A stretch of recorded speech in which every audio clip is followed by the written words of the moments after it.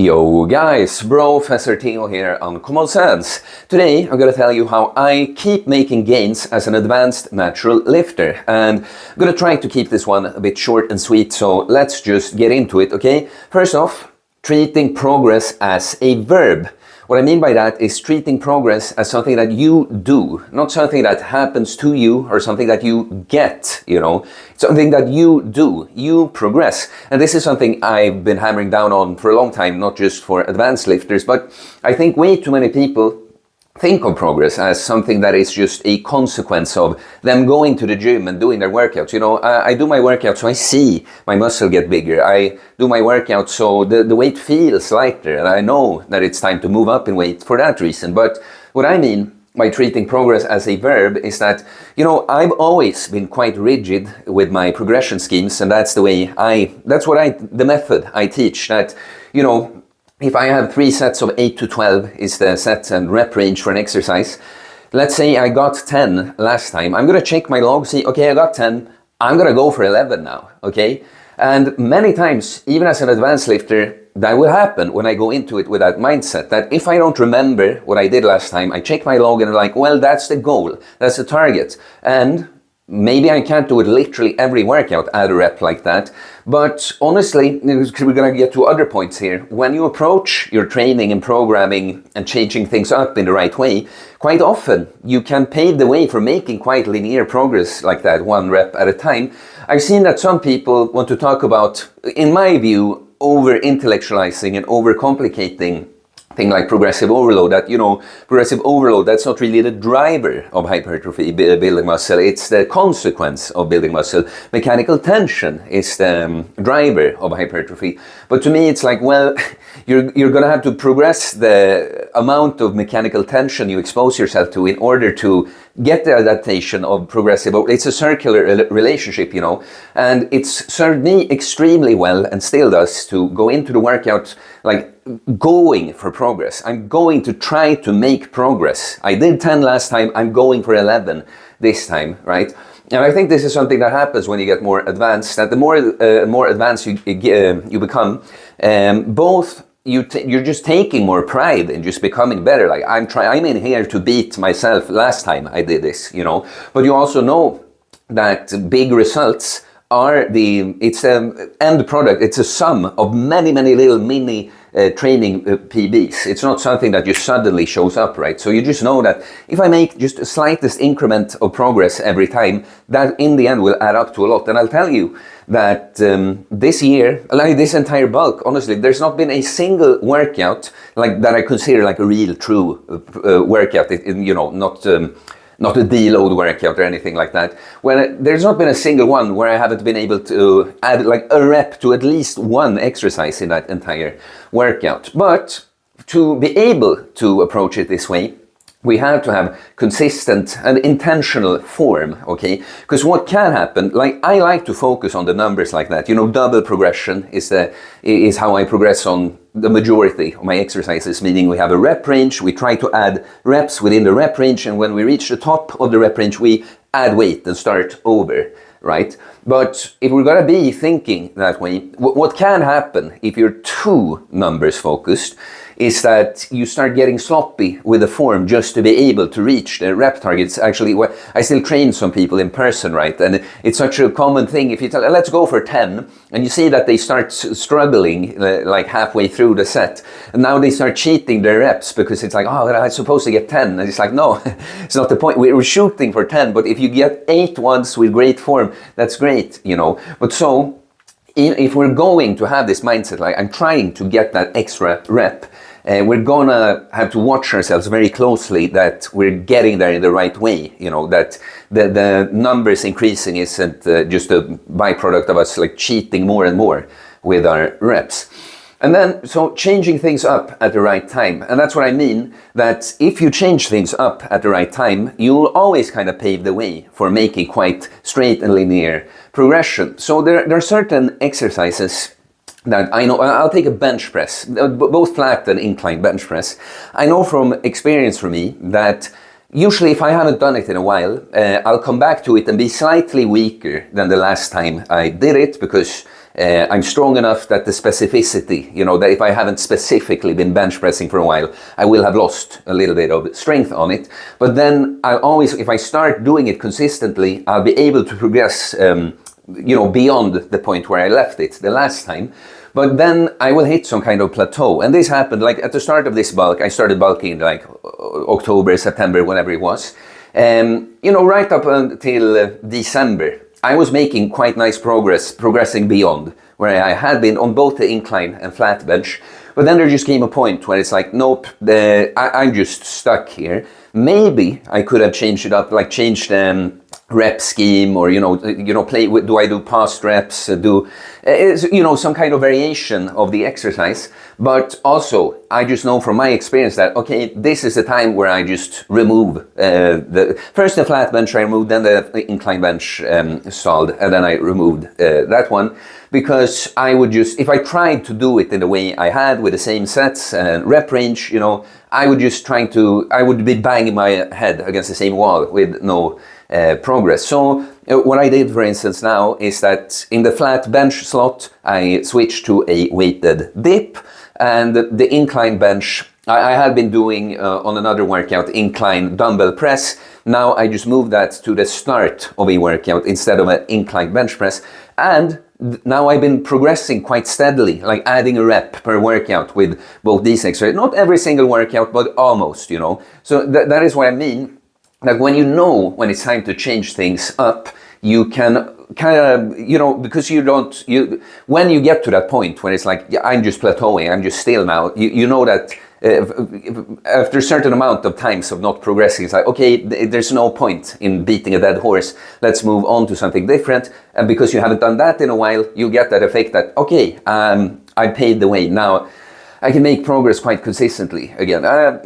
Done this on many exercises throughout this bulk that I've been able to. Another example before we go forward is like I started doing this L-sit chin-ups that I've never really done in a programmed fashion like that, and I progressed the way I started doing like sets of 6 with 12 kilos added. When I weighed like 85 kilos, I got to adding 30 kilos for 6 reps, weighing like 90 kilos. But at that point, I just felt like, okay, I could feel.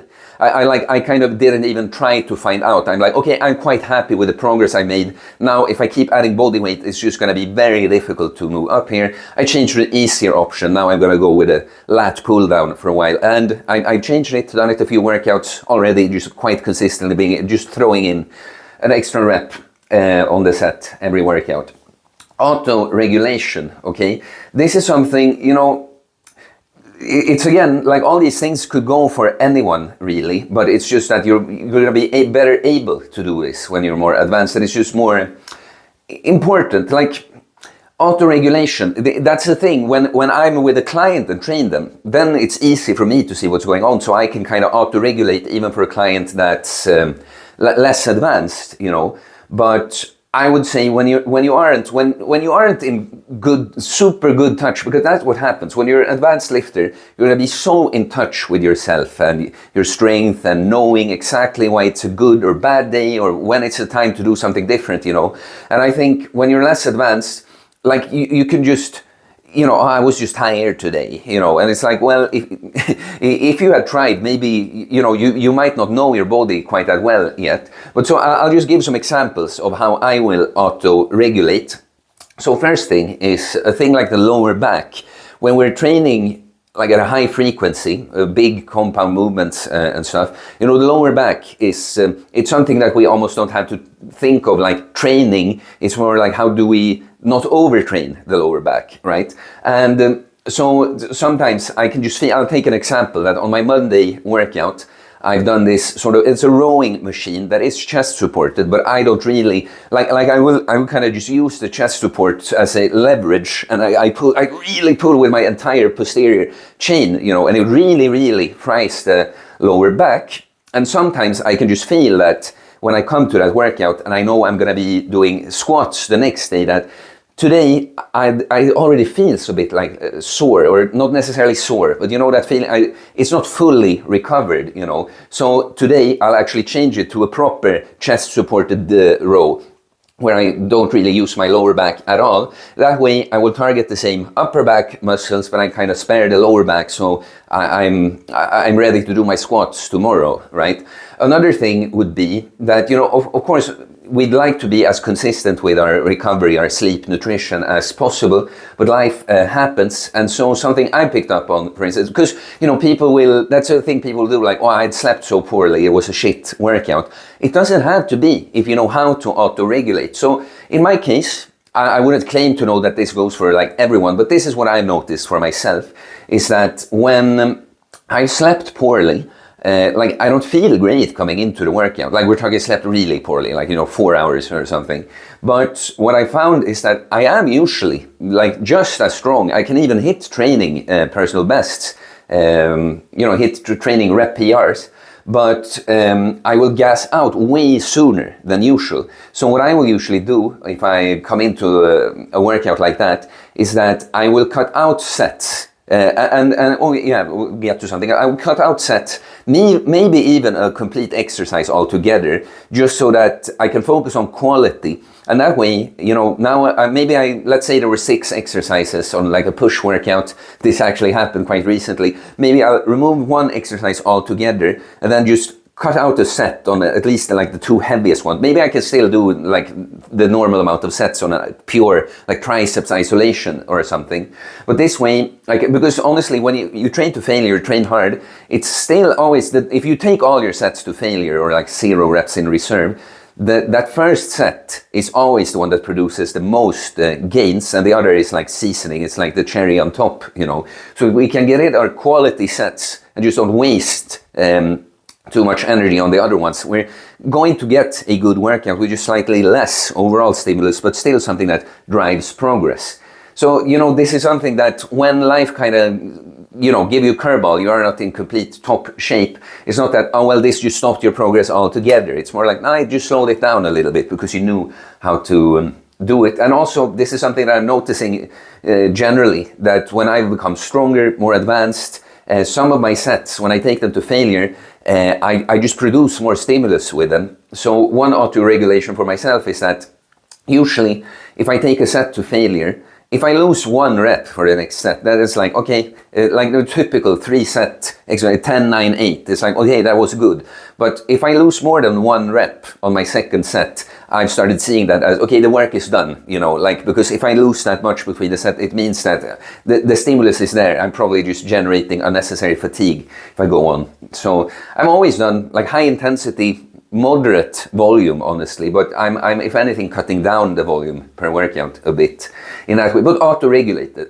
Using my brain, okay, it's just that when you are less advanced and you progress, you know, you train your entire body through you know, multi-joint movements, like pushes and pulls on different angles, and you have some squat and hip hinge in there. It's like no matter your strong and weak points, everything is going to develop to some degree, but the more advanced you get, you're gonna see more like the leaks in your physique, your weak points, and now suddenly it might not be obvious always what to do, but you have to think about it a little bit then. So, you know, for me, as I've gotten more advanced, I noticed that I was more upper back dominant than I thought, especially since the literal first exercise I started my training with was pull-ups, you know. You're thinking that's going to be more of a lat movement than upper back movement, but I've done chin-ups like this, right? And I just had to use my brain when I saw that, okay, if anything, I have some lats, like I said. When you progress from beginner with these movements, you cannot completely pull without using your lat, right? But at some point, it's going to show that,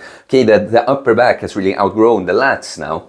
And what I had to see in that case was that, you know, in general, the upper back muscles are more about pulling the shoulder blades back like this, while the lat is more like pulling the arm in towards you, right? And I just had to see that even on weighted chin-ups, that it looks a lot like a lat movement or like a close grip lat pull down, but I just had to see that I'm apparently quite a bit still involved my upper back. And so these LC chin-ups was something I came up with. Well, that should force me to be more in here. And it kind of makes it impossible to pull like that. I kind of have to pull in front of me like that. I started doing a sort of diagonal seated row like that. Now, when I've switched to doing a lat pull down, I used to sit and pull like this, feeling like that should be a lot of lats, but now I'm pulling more in front of me, right?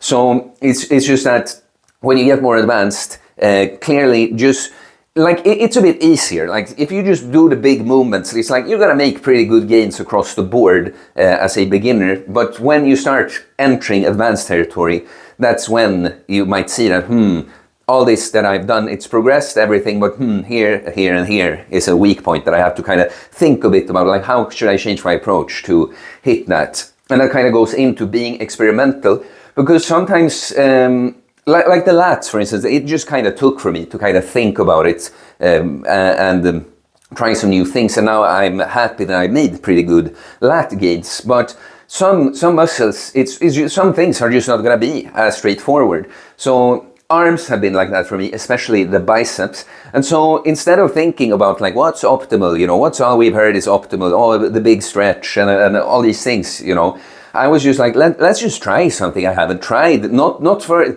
any other reason that I just have not tried this, So I started doing these spider curls, for instance, when you're on a bench. It's more of a shortened biased exercise, which, they aren't popular right now. And I also just tried upping the reps more. Instead of like my typical maybe 8 to 12, maybe 10 to 15 on certain curls, I actually gone all the way up to 20 on the spider curls, just to feel like when it's lighter weight, I can control, like just think more about actually flexing with the biceps and not anything else. And I'm happy to say that I have grown my arms a little bit now. But so apart when it doesn't work to kind of logically figure out with biomechanics and that like what should work, and when you're just not finding the solution, well, you're just there to be experimental. It's like, what haven't I tried really? Okay, this kind of exercise, shorten the range bias, higher reps, let's try it. And sometimes something that wasn't as obvious, or didn't make as much sense logically would turn out to be the solution. Okay, last thing, calorie surplus, that I'd really like to call energy abundance, okay? Meaning that, when it comes to bulking, it's not necessarily being in a state of gaining weight that helps you drive progress faster. It's having an abundance of energy, right? So for instance, what that means kind of is that when you're more advanced, I think if you're not going to lean bulk, that's probably going to work, of course, but just carrying a bit more body fat when you're like in a stage where I'm gonna be putting on muscle. I'm training very actively to put on muscle now.